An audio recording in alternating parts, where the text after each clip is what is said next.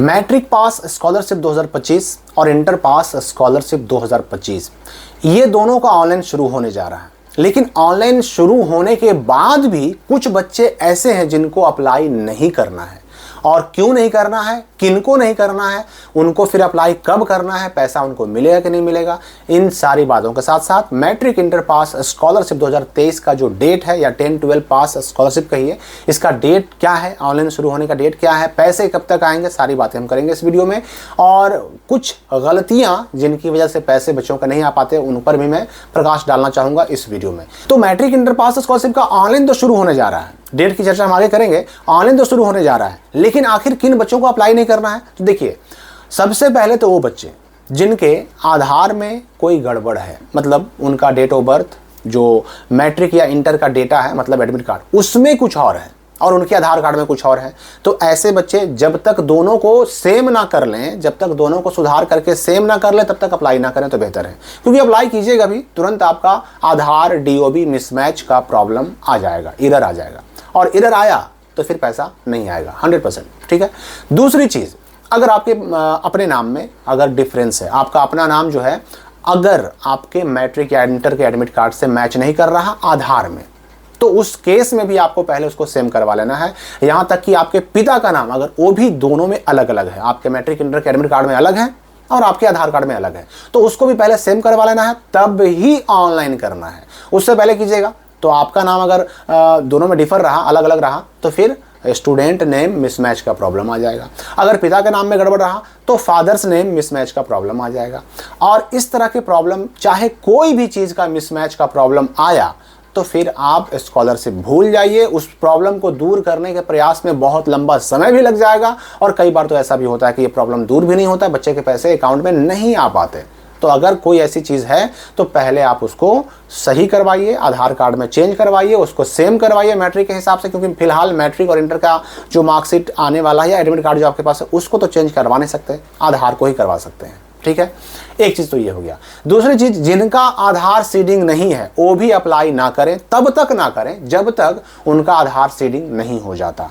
क्योंकि आधार सीडिंग नहीं रहेगा और आप अप्लाई कर दीजिएगा तो आपका जो है ना आधार सीडिंग रिजेक्टेड का जो प्रॉब्लम है वो आ जाएगा, और ये प्रॉब्लम आया तो फिर पैसा नहीं आएगा, यानी कि एक लंबा समय वेट करना पड़ सकता है, या प्रॉब्लम दूर ना भी हो, ऐसा भी हो सकता है। अच्छा, तीसरे एक और बच्चे हैं जिनको अप्लाई नहीं करना है ऑनलाइन शुरू होने के बाद भी, और वो कौन बच्चे हैं? तो ऐसे बच्चे जिन्होंने मैट्रिक इंटर का रिजल्ट आने के बाद स्क्रूटनी के लिए ऑनलाइन किया है। स्क्रूटनी यानी कॉपी रीचेकिंग में डाला है, यानी चैलेंज किया है। मैट्रिक हो चाहे इंटर हो, अगर आपने स्क्रूटनी के लिए अप्लाई किया है, ऑनलाइन किया है, तो आप तब तक मैट्रिक इंटर पास स्कॉलरशिप का ऑनलाइन ना करें जब तक स्क्रूटनी का रिजल्ट नहीं आ जाता। क्यों? क्योंकि इसके पीछे एक बड़ा कारण है। अभी जो आप अप्लाई कीजिएगा यहाँ पर आपको मार्क्स डालने पड़ते हैं। अगर मैट्रिक के लिए कीजिएगा तो मैट्रिक में कितना नंबर आया आपका, इंटर के लिए अप्लाई कीजिएगा तो इंटर में कितना नंबर आया, वो मार्क्स आपको डालना पड़ता है। तो अभी तो आप मार्क्स डालिएगा तो जो मार्च में रिजल्ट आया था उसके हिसाब से डालिएगा। और मान लीजिए कि अभी मैट्रिक वाला या इंटर वाला जो रिजल्ट मार्च में आया उसके हिसाब से आपने नंबर कि आपका भाई 350 आया, 400 आया, 450 नंबर आया, जो भी मार्च में आया रिजल्ट उसके हिसाब से आप वेबसाइट पर ऑनलाइन तो कर दीजिएगा डाल करके। आगे जब स्क्रूटनी का रिजल्ट आएगा उसमें मान लीजिए कि आपका मार्क्स या तो बढ़ गया या तो घट गया, क्योंकि बिहार बोर्ड कहता है कि स्क्रूटनी के बाद आपका नंबर बढ़ भी सकता है, नंबर घट भी सकता है, या फिर जो था वही रह भी सकता है। तो मान लीजिए कि आपका नंबर या तो बढ़ गया या फिर घट गया। ऐसे केस में अब बिहार बोर्ड के डेटा में नंबर आपका कुछ और है, यहाँ आपने मैट्रिक इंटर पास स्कॉलरशिप के लिए जो अप्लाई किया उसमें मार्क्स कुछ और डाल दिया, नंबर कुछ और डाल दिया। अब दोनों में हो गया डिफरेंस, और इस डिफरेंस की वजह से एक प्रॉब्लम आ जाता है मार्क्स मिसमैच का। और मार्क्स मिसमैच भी आया, मैंने पहले ही कहा कि मिसमैच कोई भी प्रॉब्लम आए, रिजेक्टेड कोई भी प्रॉब्लम आए, अगर ये प्रॉब्लम आपके स्टेटस में जब तक दिखता रहेगा, फॉर्म में दिखता रहेगा, तब तक पैसा आना भूल जाइए। तो ऐसे बच्चों को भी वेट करना चाहिए जिन्होंने स्क्रूटनी के लिए अप्लाई किया है, उनको अप्लाई करने का मौका मिलेगा। क्योंकि ये जो 10-12 पास स्कॉलरशिप है, यानी कन्या उत्थान योजना हो या मुख्यमंत्री बालक बालिका प्रोत्साहन योजना हो, इसके लिए जो अप्लाई करने का डेट होता है ना, बहुत दिन तक रहता है। और इसलिए ऐसा नहीं कि आपको मौका नहीं मिलेगा, मौका मिलेगा, डेट बहुत मिलेगा, स्क्रूटनी का रिजल्ट आने के बाद ही अप्लाई कीजिएगा। अब रही बात कि अप्लाई शुरू होगा कब, क्योंकि देखिए इस साल है इलेक्शन, और इलेक्शन की शुरुआत आपका जो है अक्टूबर से ही हो जाएगा। अक्टूबर से ही इलेक्शन जो है 3 चरणों में हो या 5 में हो, 3 में ही चांसेस है। इलेक्शन अक्टूबर से शुरू हो जाएगा, तो सरकार की कोशिश ये रहेगी कि अक्टूबर से पहले पहले आपको पैसा भी दे दिया जाए, अकाउंट में पैसे भी आ जाएं, ये भी प्रयास रहेगा। तो इसलिए अक्टूबर से पहले पहले पैसे भी आपके अकाउंट में भेजने के प्रयास तो किए ही जाएंगे, और इसलिए इसका ऑनलाइन बहुत जल्द शुरू होने के चांसेस है। अब रही बात, देखिए पिछले साल तो 15 अप्रैल से ही मैट्रिक पास स्कॉलरशिप का भी, और 15 अप्रैल से ही पिछले साल इंटर पास स्कॉलरशिप का ही ऑनलाइन शुरू हो गया था, लेकिन इस बार अभी तक शुरू नहीं हुआ। लेकिन सूचना मिल रही है कि अप्रैल लास्ट होते होते ये भी शुरू हो जाएगा, अप्रैल लास्ट होते होते या मई शुरुआत होते होते ये भी शुरू हो जाएगा, क्योंकि मैंने पहले भी आपको बताया है कि इसके लिए बिहार बोर्ड से डेटा शिक्षा विभाग को मिलता है, तब जाकर के ऑनलाइन शुरू होता है, पोर्टल वगैरह पर काम शुरू होता है। तो शुरू होने के चांसेस हैं बहुत जल्द ही, और जब तक शुरू नहीं हो जाता तब तक ये सारे काम अगर हैं, आपके गड़बड़ कहीं पर है तो उसको दूर करवा लीजिए, ताकि पैसे मिलने में कोई नुकसान ना हो। अच्छा, ये भी ध्यान रखना है कि मैट्रिक इंटर का ओरिजिनल मार्कशीट जो है वो तो आता है लेट से, अभी तक तो आने की सूचना है नहीं।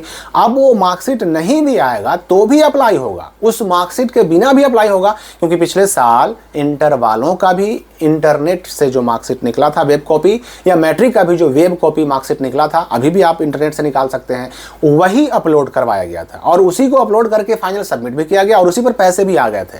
मतलब जब तक ये नहीं सोचना है कि जब तक मार्कशीट नहीं आएगा तब तक हम ये मैट्रिक इंटर पास स्कॉलरशिप का ऑनलाइन कैसे करेंगे, पैसा आएगा नहीं आएगा, बिल्कुल पैसा आएगा। इंटरनेट वाले मार्कशीट का आप इस्तेमाल कर सकते हैं, तो मार्कशीट नहीं आने से भी कोई समस्या नहीं होगी। और डॉक्यूमेंट वगैरह की बात करें तो देखिए, डॉक्यूमेंट में आधार, पासबुक वगैरह की जरूरत पड़ेगी, डिटेल्स डालने पड़ते हैं, कभी कभी अपलोड भी मांगा जाता है। जाति, आवासीय और आय, ये तीनों आप बना करके रखिए। आय खास करके नया 1 साल के अंदर का बना कर रखिए, क्योंकि कभी भी जरूरत पड़ सकती है। कभी कभी किसी साल मांगा जाता है, अपलोड करवाया जाता है, तो कभी कभी अपलोड नहीं भी करवाया जाता है। अचानक से डेटा आएगा, उस वक्त अगर नोटिफिकेशन में कह दिया गया कि भाई आय भी अपलोड करना है, तो ऐसे केस में अचानक से भीड़ बढ़ जाएगी, आपका आय बनने में देर हो सकता है। इसलिए जाति, आवासीय, आय तीनों बल्कि आप नया बनवा के रखिए। काम पड़ा तो ठीक, नहीं पड़ा तो भी आगे कभी काम ही आएगा। लेकिन अब है कि ये ऑप्शनल चीजें हैं, किसी साल अपलोड करवाया जाता है तो किसी साल अपलोड नहीं भी करवाया जाता है। तो ये अप्रैल लास्ट होते होते या फिर मई में मैट्रिक इंटर पास स्कॉलरशिप 2025 का ऑनलाइन शुरू होने की संभावना है, चांसेस है, सूचना है। इस बारे में जो भी नए अपडेट आएंगे आपको हमारे चैनल से मिलता रहेगा। इस वीडियो के लिए फिलहाल इतना ही।